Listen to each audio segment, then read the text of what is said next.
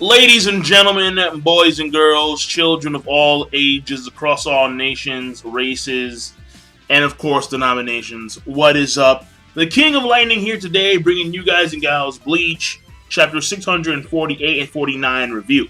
Now, I'm gonna dive right in, but before I do dive right in, if you haven't seen the live reactions, which I'm pretty sure you already have, but if you haven't seen them, there'll be 2 links in the box below, and that'll be it. So here's the thing. These chapters of Bleach is Kyoraku's Bankai in full effect. What appeared to be a climax, the end of the battle between Kyoraku and Baro. And Baro saying, nah, the battle will continue because a mere Bankai is not taking me out. I believe one of 2 things may happen. Either Kyoraku can still fight, but more so his Zanpakuto manifestation, Sakura no Suki, something like that. She is gonna take over somehow. She's gonna be the predominant factor. She's gonna. It's kind of weird, but she may take over his body, or she may replace him in actual combat. She may become physical form and try to fight against Baro in that way, which I think is ridiculous. But I can see it happening. Or number 2. Nanao comes into the fray somehow, because according to what we understand about her current position, she is somewhere in that area. And even at the beginning of chapter 648, we know that the area was so large to where even, Ichigo, Knockleaf R, Chad, or Hime, they could feel the chills. So the area effect is fairly large, and Nanao is probably in that vicinity. So Nanao is probably in this weird pseudo watery abyss, and she's now probably on her way to Kyoraku's location. So Nanao may be a fairly big factor in this battle. That I think is more plausible than having the Zanpakuto itself act independently and start going ham on Baro. Or at least try to, because Baro, he is no bitch. Now, even though he looks fucking ridiculous.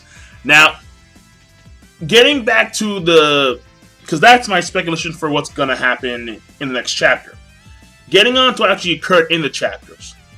Chapter 648. Number 1 is we get to see 3 of the 4 Dons. And I gotta say, the first Don is the Don that makes the most sense by leaps and bounds. Alright?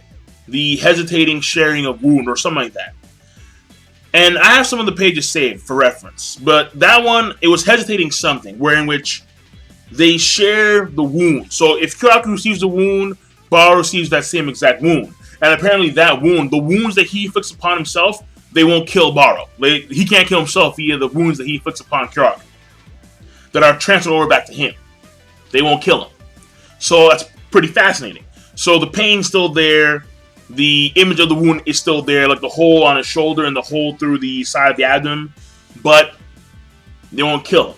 So I like that ability because that one I think was clear cut and it was pretty cool.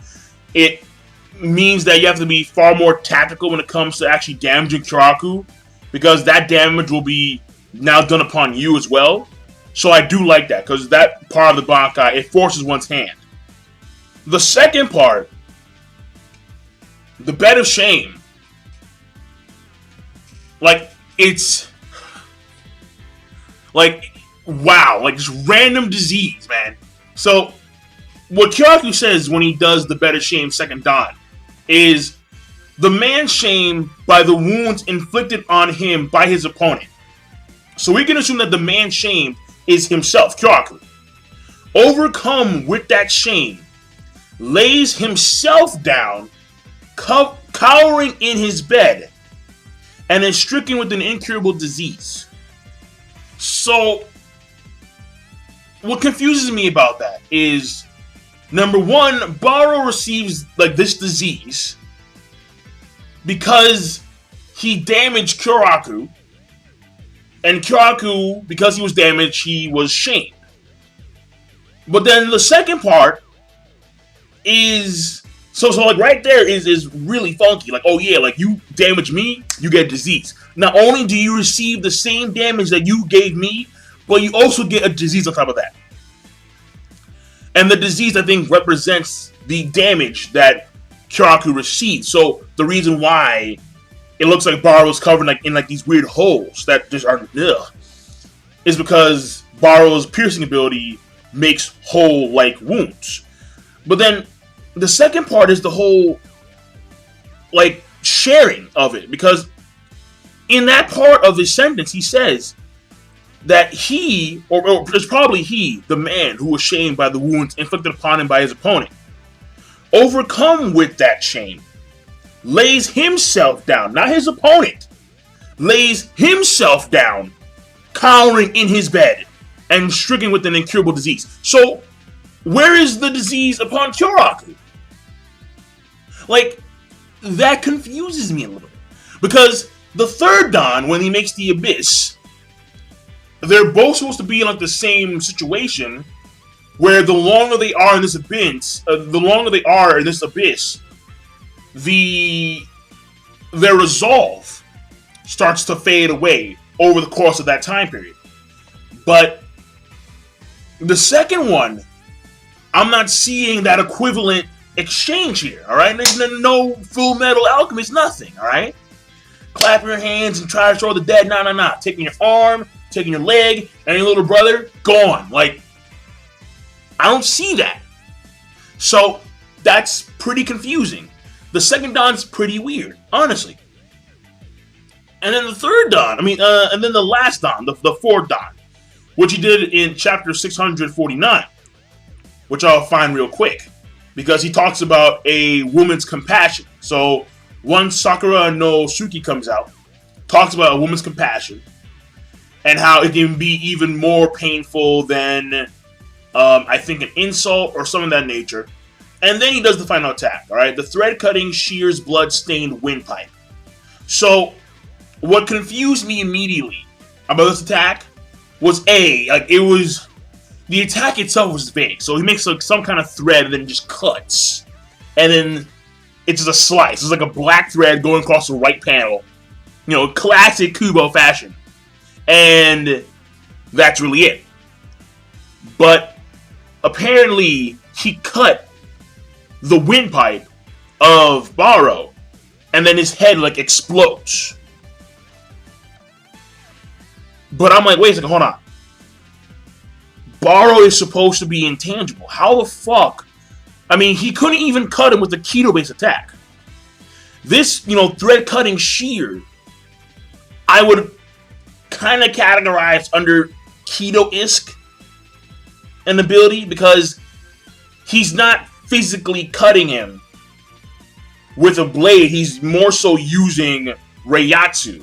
Maybe because he's in the Abyss.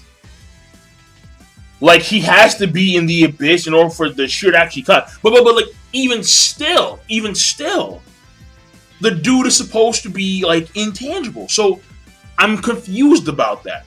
When he cut the windpipe, and then you can see his head, like, explode, basically.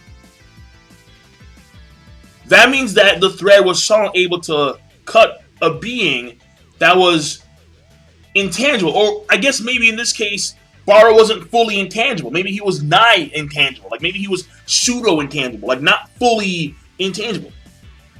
Which, to me, wasn't... Like, that's my assumption. It's not really explained. I can assume that's the case, but I can't really say that it is the case, because it wasn't really... It's not clearly mapped out for you in the chapter. So, I'm honestly not too sure what's going on there.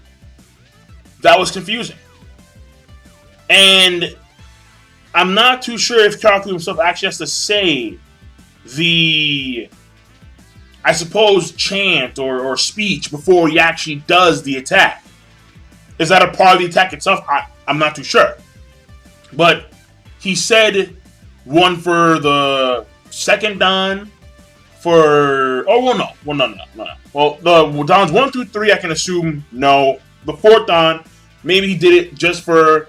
Maybe Kubo put it in there probably for just like an aesthetic appeal. Like here, let me talk about a woman's compassion, and then cut with that thread of that very painful compassion, and then I'm gonna blow out your windpipe and blow off your head in the process.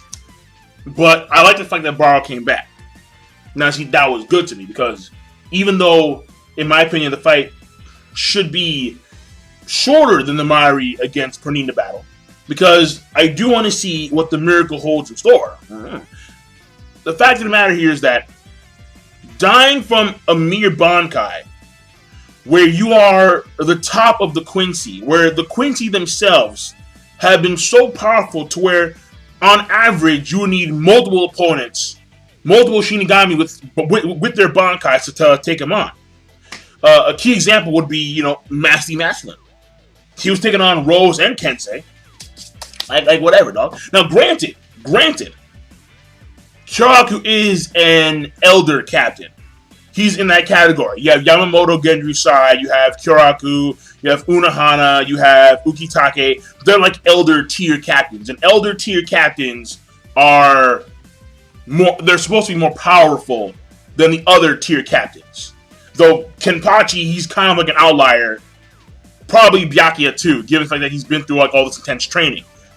So, based on that notion, you could say that Kyoraku probably he could beat the tier Quincy's like Masty Masculine with his Bankai by itself. Because Yamamoto could punk Quincy with his Shikai, let alone Bankai. So, that would make sense if it was a lower tier Quincy. But when you have the guys that are the closest to Yuha, and Yuha right now is rocking some intense, crazy, what the fuck shit, then no. One Bankai? No. No. And also, there is Mairi, who he's not an elder captain, but he has a massive science hack, which Kubo loves exploiting. So, there are exceptions to that rule. But even though Kyoraku is an elder captain, one Bankai is still not enough to actually take down someone of Barrow's magnitude. If his Bankai alone beat Barrow, that would have been very unsatisfactory. That would have been just pure bullshit. So, yeah. That being said, I think I'm done. So, and then I don't know why he calls himself a prophet at the end of chapter 649, but whatever. And because I don't think that has much relevance, but it could.